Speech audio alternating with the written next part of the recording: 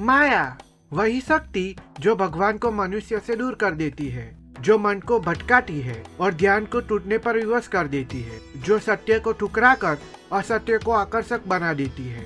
हम सब उससे लड़ते हैं, पर बहुत कम लोग जानते हैं कि माया वास्तविक में है क्या। जब सृष्टि की रचना हुई तब भगवान विष्णु ने समस्त प्राणियों के लिए संसार की व्यवस्था की। दिन और रात, सुख और दुख, जन्म और मृत्यु, सबको अपने नियम पर चलना था। और इस पूरे प्रवाह का एक उद्देश्य था कि आत्मा अपने कर्मों के फलों का अनुभव करे, सीखे और आगे बढ़े। लेकिन आत्मा तो शुद्ध है, मुक्त है। यदि वह अपनी दिव्य प्रकृति को हमेशा याद रखती तो संसार का कोई अर्थ ही नहीं रह जाता था। न कोई संघर्ष होता, न कोई सीख होती, न कोई यात्रा होती। तभी भगवान विष्णु से प्रकट हुई माया, एक दिव्य शक्ति जो सत्य को ढक देती है, जो आत्मा को शरीर समझने पर मजबूर कर देती है, जो अनंत को सीमित बना देती है। माया वही पर्दा है जो हमें भगवान के प्रकाश से दूर रखता है, जो हमें संसार के रंगों में इतना डुबा देता है कि हम यह भूल जाते हैं कि हम कौन है और हमें कहाँ लौटना है।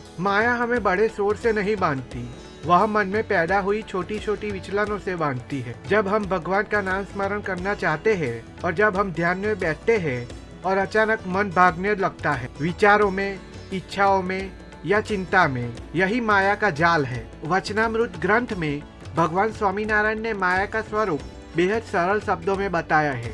माया वही है जो भगवान की मूर्ति का ध्यान करते समय भक्त को रोक दे।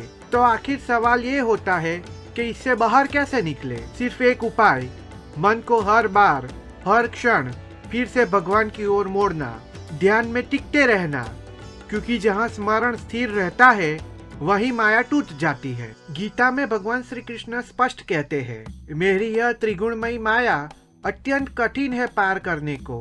यानी कि माया इतनी शक्तिशाली है कि सिर्फ साधारण प्रयास से नहीं टूटती, लेकिन अगर हम पूरी श्रद्धा से भगवान के चरणों में समर्पित हो जाए तो वही माया भगवान श्री कृष्ण के आदेश पर हमसे दूर हो सकती है।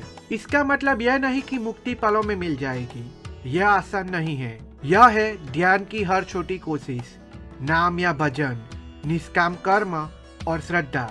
हर दिन एक एक कदम और धीरे धीरे माया टूटने लगती है और आत्मा अपनी असली पहचान पा लेती है। माया हर जगह फैली है, तुम्हारे विचारों में, तुम्हारी इच्छाओं में और तुम्हारे कर्मों में। अगर मन में अभी भी माया फंसी है तो तुम कहीं भी जाओ, किसी भी स्थिति में रहो, माया तुम्हें छोड़ती नहीं है।